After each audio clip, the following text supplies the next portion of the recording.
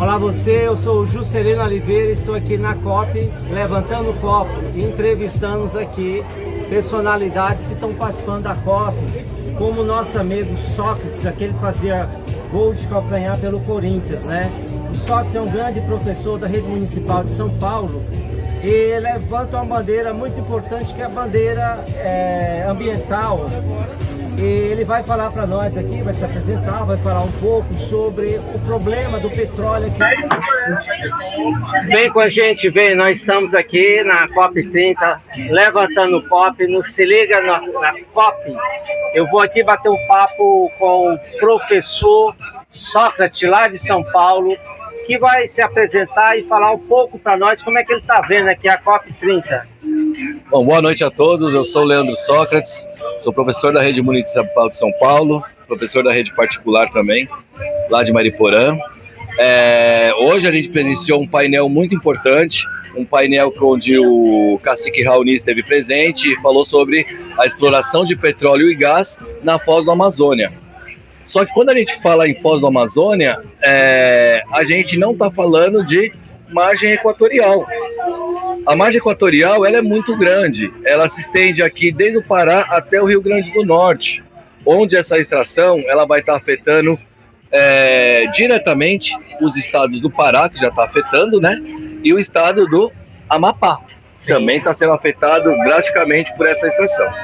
Essa extração, apesar dela ser offshore, né, sem alto mar, ela também provoca impactos absurdos, tanto aqui na região do Pará, quanto em toda a região da nossa margem equatorial. Tá? Sócrates, mas o IBAMA já liberou e já falou que a probabilidade de ter assim, um acidente ambiental, uma tragédia ambiental é muito pequena. Como é que você vê essa questão do relatório do IBAMA? Você concorda com isso? Você acha melhor as pessoas caírem na real e desistirem dessa ideia? Até porque o mundo hoje está falando em energia limpa e acessível a todos. E o Brasil ainda está nesse atraso. E estamos aqui na COP30, em vez da gente falar em energia limpa e acessível, a gente ainda está falando nessa questão da energia suja, que é a energia produzida pelo petróleo.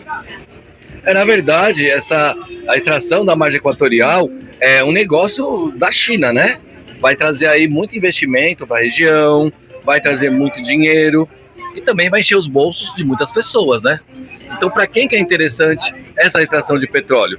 Porque o impacto ambiental é grande e está indo contra tudo aquilo que nós temos pegado desde o Tratado de Paris, lá do Acordo de Paris, até o que nós vem reivindicar aqui na COP30, cara. Então, é necessário que se repense nisso, que o nosso governo federal, na figura do senhor presidente Lula, reavalie toda essa situação de extrair esse petróleo da nossa margem equatorial aqui. A transição energética é um tema que deve ser discutido agora na COP30, para já, ou a gente tem que dar mais uns 5 anos para fazer uma análise geral para ver se isso realmente é viável para o planeta. É assim, a transição energética é algo que já vem sendo discutido desde lá de trás, né? Eu lembro que na época da faculdade se falava muito do Tratado de Kyoto. Sim. Foi o primeiro momento que a gente se falou, né, desse tema. Aí depois nós ratificamos toda essa situação ali no Acordo de Paris. E agora a gente vem aqui na COP30, está reivindicando que essa transição ocorra. A gente acredita que para daqui 5, 6 anos essa transição não vai ocorrer, tá? Então a gente vai penar muito, a gente vai sofrer muito, porque é o capital, né? O capital. Você, como biólogo, como é que você vê a questão da agricultura sustentável, por exemplo, no Proálcool, para ser um pontapé inicial para fazer essa transição, pelo menos aqui no Brasil? Na verdade, esse programa do Proálcool é um programa maravilhoso, né? Que vai estar beneficiando muita gente, tá? Da região aqui do Nordeste mesmo, e vai estar beneficiando o meio ambiente, né? O meio ambiente vai agradecer. Agora precisa ter coragem para colocar isso em prática. Eu hoje fiz uma entrevista de manhã com a governadora do estado do Rio Grande do Norte, Fátima Bezerra. Fátima Bezerra, minha conterrânea. Conterrânea não, né? Sobrenome, né? Sobrenome. Esse sobrenome também da minha esposa, né? A região Nordeste é muito Bezerra, principalmente o Rio Grande do Norte, do estado de Pernambuco, né? Uma família bem grande. O meu pai, meus avós, todos de Pernambuco ali, vindo da colonização ali dos holandeses, né? Sim. Mas desculpa te cortar. Sim, a Fátima, ela estava falando o seguinte, que graças a Deus, o estado do Rio Grande do Norte está preparado para essa transição energética, que lá é um local que pode ser um exemplo para o Brasil e para o mundo. Como é que você vê essa questão defendida pela a nobre governadora do Rio Grande do Norte? Desculpa, mas essa nobre governadora é de qual partido? É do PT. É do PT, né? A gente tem visto o PT defendendo bastante essa exploração de petróleo na margem equatorial, inclusive na figura do senhor presidente Lula, tá? Sim, é uma crítica que a gente faz exceção, bastante. Né? Não, mas o partido, na figura do presidente, ele vem com força para defender isso aí. E a gente é contra. Quando a gente fala numa ideologia, você não pode pegar uma pessoa só e achar que a ideologia é só aquela pessoa. Porque dentro de todos os partidos tem pessoas com pensamentos variados. Olha, eu concordo com você, tá? Dos pensamentos variados, mas acredito que em relação à extração de petróleo na Amazônia, a gente não tem que ter pensamentos variados, aí tem que ser não, cara. No momento de transição energética, no momento em que o Brasil, ele hospeda a COP30, a Copa do Mundo, né, das nações... Porque senão fica meio contraditório, não fica? Exatamente. Você fica falando em preservar o meio ambiente, exatamente. E de repente você coloca aí perfuração de petróleo na margem equatorial e de repente tem aí, Deus o livre, eu não quero nem pensar nessa hipótese, um erro que pode gerar uma tragédia ambiental. Sim, um derramamento de petróleo que, apesar de ser offshores, pode prejudicar a costa num derramamento de petróleo, sabe? E afetar toda a fauna e a flora marinha e os ecossistemas aí marinhos da região, cara. Sorte, muito obrigado aí pelo nosso bate-papo, pela sua entrevista. E eu gostaria que você finalizasse falando do que você espera da COP30, o que seja feito, principalmente com relação a se colocar em prática a COP30 de 2021, que defendia a questão da redução da temperatura, que ela não chegue pelo menos a 1,5. Então, né? O tolerável é 1,5, mas que não chega a 2, né? A 2, que não chega a 2. Eu acredito que isso o Pacto de Paris. Exatamente, vem junto com o Pacto de Paris aí, isso aí, né? Na verdade, está cobrando aquilo que foi firmado no Pacto de Paris. Eu não acredito num futuro bonito para nós, para a humanidade, nem para o país, tá? Por conta de todas essas ambições que o capital traz para as pessoas. E a concentração de rendas também, tá? Então a gente está aqui para lutar, para protestar e para pedir que eles analisem realmente, entrem em acordo para que algo seja feito, para que aquilo que foi acordado no Tratado de Paris seja realizado. Desde as emissões de CO2, quanto a mitigação, né, a diminuição no aquecimento da nossa temperatura aí em 2 graus. Ok, muito obrigado e vamos torcer que a COP30 seja a solução para os nossos problemas ambientais. A gente agradece. Ok, eu que agradeço. Agora vamos conversar com a nobre jornalista aqui de São Paulo, que vai nos apresentar. E inicialmente eu gostaria que você falasse como é que você está vendo a COP30 aqui no Brasil. Olá, Suzy Cavalari, eu sou jornalista, ativista socioambiental e também colaboro no mandato do deputado federal Ivan Valente na pauta ambiental, motivo inclusive que nós estamos aqui, né, para a Conferência das Nações Unidas sobre Mudanças Climáticas. Eu acho que a grande vantagem, o grande diferencial dessa COP vai ser a participação popular. Então, a gente está falando, por exemplo, amanhã tem a abertura da Cúpula dos Povos, que congrega aí mais de 1.100 entidades socioambientais de 62 países. Então, isso só a Cúpula dos Povos, que já é um movimento gigante, mas a gente tem aí outros movimentos pela cidade que estão acontecendo eventos, palestras, seminários, porque quem decide é quem não está fazendo nada até agora. Porque quem de fato está fazendo não está sendo ouvido. Porque quando a gente está falando de áreas protegidas, a gente está falando de terras indígenas. E não são eles, não são essas comunidades que estão lá na mesa de negociação. Eu hoje pela manhã entrevistei um índio e ele era de uma tribo do estado do Acre, né? E teve me falando da dificuldade que eles estão passando por essa questão aí dos efeitos das mudanças climáticas.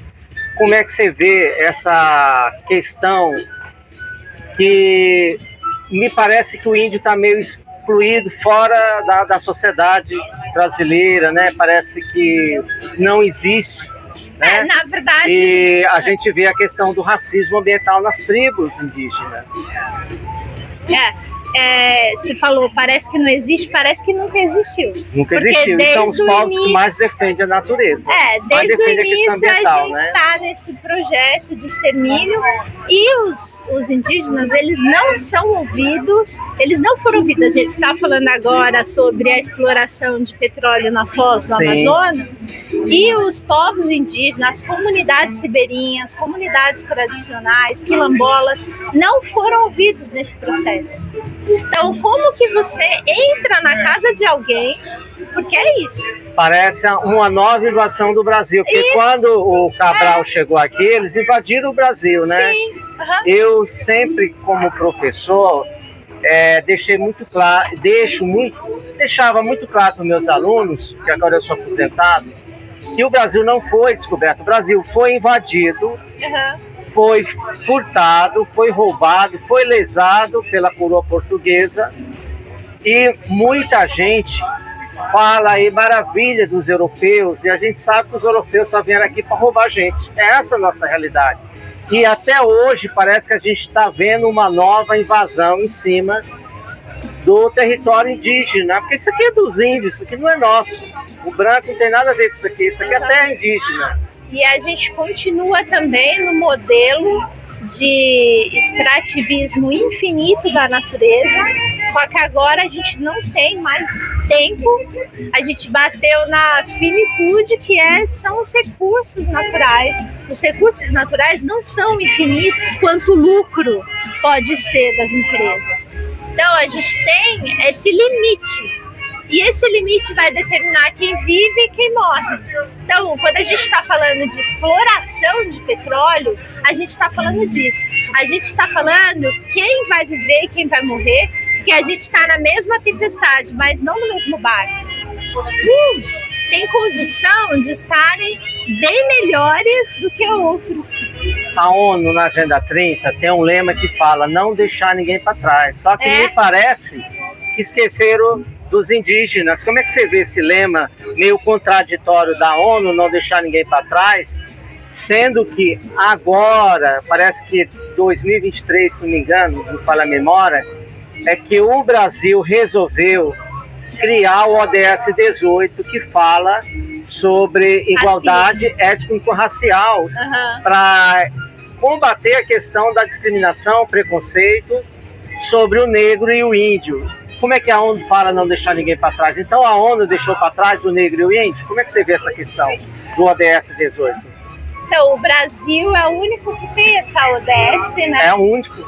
Mas ela foi tanto incluída, como eu fiz uma música que chama-se ODS 18, a solução contra o preconceito e o racismo. Somos todos irmãos, racismo não. Porque, na verdade, a luta ambiental, ela tá ligada à luta antirracista. Então, a justiça climática passa por isso. Então, não tem como eu falar de justiça climática sem falar se o negro está esquecido na periferia, em cima do morro, chega uma tempestade, desaba todo. E só morre quem menos sujou a natureza. Exatamente. Excluída da sociedade. Vive dela, de fato, de forma sustentável, como o caso dos povos originários que vivem dessa natureza de forma sustentável.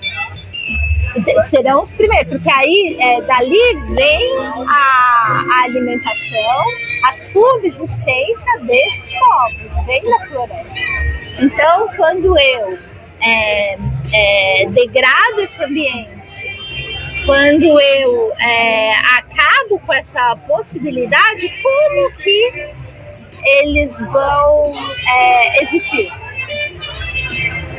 Então, a gente está, como foi no passado, a gente está repetindo isso sempre. Os mesmos erros. Os mesmos erros. E no caso, óbvio, também das pessoas negras, a gente está falando que são a maior parte das pessoas nas áreas mais vulneráveis. Quando a gente vê desastres que a gente tem acompanhado, quem são os primeiros afetados? Os mais prejudicados são os vulneráveis, quem vive à margem da sociedade. Exato. Principalmente os negros, né? Ou melhor, os pretos e os indígenas, que precisam ser incluídos na sociedade. Então, que o lema da ONU realmente seja aplicado, não deixar ninguém para trás. Então, e aí esse lema não serve para nada, porque se a gente for pensar de novo na exploração do petróleo, que eu acho que é o destaque, não é o caso do Brasil, porque as emissões do Brasil vêm por desmatamento, queimadas, agronegócio, mas o Brasil já está entre os maiores produtores de petróleo do mundo, isso no pré-sal. Sim. E agora, explorando a margem equatorial, ele sobe aí um ranking. E a gente não contabiliza a queima, a gente só contabiliza. Sim, mas nós sabemos que o que mais contribui para o problema aí dos efeitos da mudança climática são exatamente o excesso de queima de petróleo, né? O gás carbônico, né? O CO2 e aí na atmosfera, e querem ainda continuar com essa energia suja que prejudica, né, a saúde de todos nós. E eu pergunto o seguinte: está na hora da ação, está na hora das pessoas fazerem a transição energética, pelo menos começando aí na agricultura, para o pró-álcool sair na frente, ser um exemplo para o mundo? Eu acho que a gente está precisando fazer mais. Na verdade, o que a gente precisa é rever o modelo econômico do qual a sociedade está condicionada. Não há, vamos chamar de radical, mas a luta ambiental é uma luta contra o capitalismo. Porque, como eu te falei, o capitalismo visa o lucro infinito e a natureza é finita. Para alguns terem lucro infinito, todos morreremos. Exatamente. Todos é por isso morreremos. Que temos que defender a sustentabilidade, a econômica, a social, a ambiental, esse tripé em geral, para que haja conexão e união para a gente ter um desenvolvimento sustentável, agradável para todo mundo. Eu nem sei, a palavra não é mais nem desenvolvimento. Eu acho que a gente tem que estar falando aí de restauração, de inclusão, não é nem mais desenvolvimento, porque o que a gente tem hoje nas grandes cidades são concentrações. Então você não dá condição para todo mundo ter, e aí você continua alimentando essa história de desenvolvimento. E na verdade não adianta, por mais que você desenvolva, você continua. Você vê nos últimos anos, o dinheiro foi concentrado. Sim, a tecnologia concentrou mais. Quando a gente fala em desenvolvimento, a gente percebe que o desenvolvimento é só para o lado de quem já está desenvolvido. Quem está em subdesenvolvimento continua esquecido. O desenvolvimento não é sobre dinheiro, não é sobre asfalto, não é sobre obras. É sobre condição humana. A gente precisa se desenvolver enquanto humanos. Seres humanos. A gente precisa de solidariedade. Sim. Dar todo mundo a mão pro outro e falar: a gente tem que parar essa questão. Solidariedade, que é um dos princípios lá da Revolução Francesa, que a gente precisa atualizar nos direitos humanos e colocar em prática no dia a dia. Vamos ser solidários. Senão morreremos todos. Sim, morreremos todos. Ou a gente se une, ou a gente morre separados. Exatamente. Queimados, porque a temperatura cada vez eleva mais, as pessoas querem ganhar dinheiro de maneira insustentável, nociva, explorando a natureza, e com isso todo mundo vai pro beleléu, como diz a história, né? Exatamente, é isso. Para finalizar, eu gostaria que você falasse o que você espera da COP30 O que a COP30 deve fazer para amenizar o problema das mudanças climáticas? O que eu espero é que seja uma COP marcada por muita mobilização popular e que essa mobilização popular ela se reflita em pressão popular para que governos trabalhem para reduzir as emissões dos gases do efeito estufa e também investir em adaptação climática para que a gente possa enfrentar a crise climática que está dada. Se a gente parar hoje, a gente ainda vai passar por situações ruins. Então a gente precisa parar e a gente precisa investir nessa adaptação para que todos consigam sobreviver e passar por isso. Sim. COP30 é a solução? Não. Não? Não. Por que não? Não, porque A educação é a solução? a solidariedade É a solução. é a solução e a luta contra o capitalismo é a solução. É a solução. É a solução. Então, de mão dadas, vamos construir um mundo sustentável para todos nós, né? Para viver melhor, Vamos qualidade de vida. construir um outro mundo, porque o de agora deu errado, a gente precisa puxar o freio. Puxar o freio. Vamos limpar o planeta, né? Vamos melhorar tudo. Vamos. É isso aí, foi um prazer, gratidão. Obrigada. E a educação é a solução.